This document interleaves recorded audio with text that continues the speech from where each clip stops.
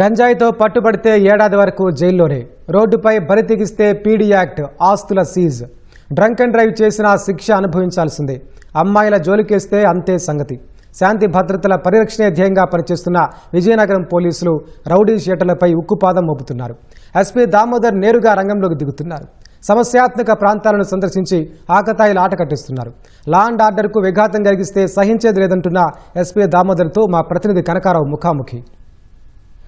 విజయనగరం జిల్లాలో రౌడీల ఆకతాయిల ఆగడాలని అరికట్టేందుకు పోలీసులు పలు చర్యలు తీసుకుంటున్నారు. దీంతోపాటు ఒరిస్సా ప్రాంతం నుంచి రాష్ట్రంలోకి పెద్ద ఎత్తున గంజాయి వస్తుందని చెప్పేసి గుర్తించి దానిపైన కూడా వివిధ రూపాల్లో తనిఖీలు నిర్వహిస్తున్నారు. అదేవిధంగా మాదక ద్రవ్యాల కట్టడికి కూడా అనేక చర్యలు తీసుకుంటున్నారు.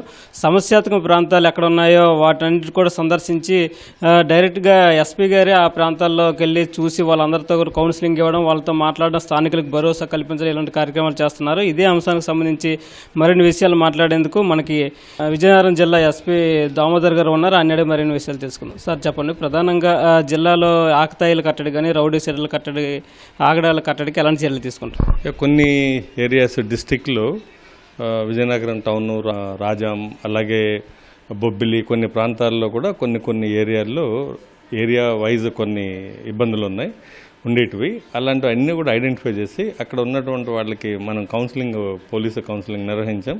అలాగే వాళ్ళందరి మీద రౌడీ షీట్లు కూడా ఉన్నాయి కొంతమందిని. వీళ్ళందరినీ ఐడెంటిఫై చేసి రెగ్యులర్గా వీళ్ళ మూమెంట్స్ మీద వాచ్ పెట్టడం. అలాగే వీళ్ళకి చెప్పాం మంచి పద్ధతులు మార్చుకోకపోతే పీడీ యాక్ట్ వేస్తారని చెప్పాం. అందులో భాగంగా దాదాపు ఒక నలుగురిని 1 సంవత్సరం పాటు పీడీ యాక్ట్ లోపల ఉంటారు. వీళ్ళకి బెయిల్ కానీ పెరోల్ కానీ ఏముండదు.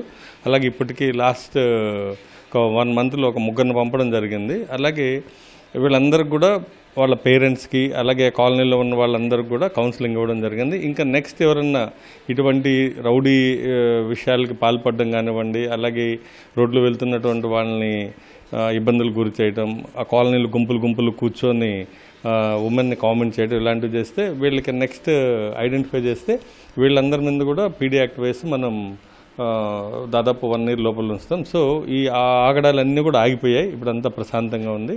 అలాగే గాంజా కూడా మనం విజయనగరం అనేది చాలా దగ్గరగా ఉంది ఒడిస్సా ప్రాంతానికి. ఈ దగ్గరగా ఉండడం వల్ల ట్రాన్స్పోర్టు, అలాగే గత కొన్ని రోజులుగా యూత్లో కానివ్వండి, వర్కర్స్లో కూడా కొంత గాంజా అలవాటు అయ్యి ఉండేది. దాన్ని అంతా కూడా రెగ్యులర్గా ఎక్కడెక్కడ గాంజా హాట్స్పాట్స్ ఉన్నాయి, ఎవరెవరు యూజ్ చేస్తున్నారు అన్నీ కూడా డేటా సేకరించాం.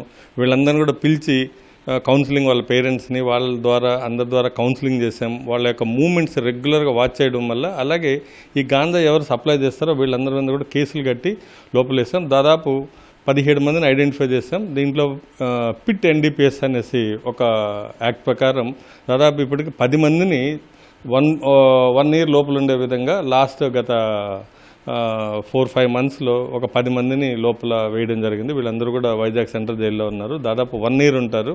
వీళ్ళల్లో 5-6 మంది ఆస్తులు కూడా ఐడెంటిఫై చేసి ఈ యొక్క గాంజా వల్ల సంపాదించిన ఆస్తులను కూడా సీజ్ చేస్తాం. 4 కోట్ల రూపాయలు కూడా వీటిని కూడా అటాచ్మెంట్లు చేస్తాం. విజయనగరం పోలీసుల ప్రథమ బాధ్యత మహిళా రక్షణ, వాళ్ళ యొక్క సేఫ్టీ, సెక్యూరిటీ అనే పాయింట్ ఆఫ్ వ్యూలో మేము మహిళ కోసం ఉన్నాము అన్నటువంటి కాన్సెప్ట్తో ప్రతి విలేజ్లో ఉన్నటువంటి ప్రతి ఇంటికి మా యొక్క సందేశం చేరే విధంగా వాళ్ళు తీసుకోవాల్సిన జాగ్రత్తలు ఏంటివి, పోలీసులు ఎటువంటి చర్యలు తీసుకుంటున్నాం, వాళ్ళకి ఇంటింటికి వెళ్ళటం, వాళ్ళ యొక్క ఏదైనా ఇష్యూస్ ఉంటే దాన్ని ఏ విధంగా ఎదుర్కోవాలి, అలాగే ఇష్యూస్ రాకుండా ఎలా చూసుకోవాలి అలాంటి ఇష్యూస్, అలాగే స్కూల్స్లో good touch, bad touch, self defence technical నేర్పించడం కాలేజీ, స్కూల్ అమ్మాయిలకి, అలాగే బ్యాంకులు, అలాగే బస్ స్టాండ్ల దగ్గర వాళ్ళకి అవగాహన కార్యక్రమాలు కల్పించడం. పోక్సో చిన్నపిల్లలు కాలనీస్లో చిన్నపిల్లలు తల్లి తండ్రి పనికి వెళ్ళినప్పుడు చిన్నపిల్లలు ఇంట్లో వదిలి వెళ్తుంటారు.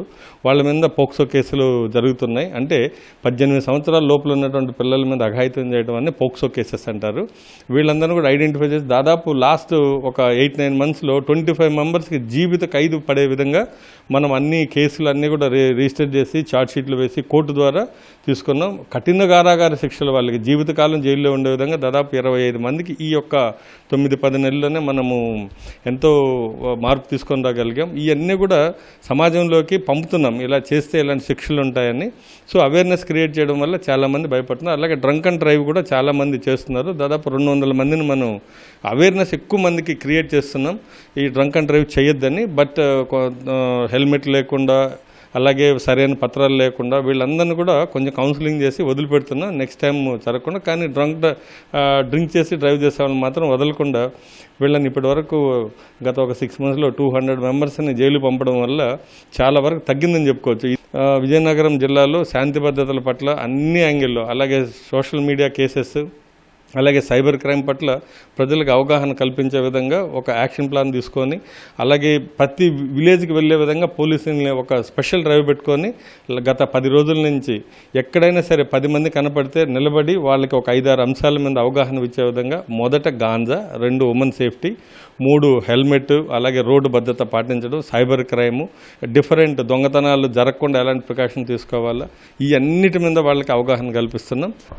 జిల్లాలో శాంతి భద్రత పరిరక్షణకి పోలీసులుగా చేపట్టాల్సిన చర్యలన్నీ తీసుకుంటున్నాం అంటున్నారు. భవిష్యత్తులోనూ మరింత కఠినంగా వ్యవహరించి ఆకతాయిలు తర్వాత రౌడీ షీటర్ల ఆగడాలను అడ్డుకట్టేందుకు కూడా పూర్తి స్థాయిలో చర్యలు తీసుకుంటామని ఎస్పీ దామోదర్ స్పష్టం చేస్తున్నారు.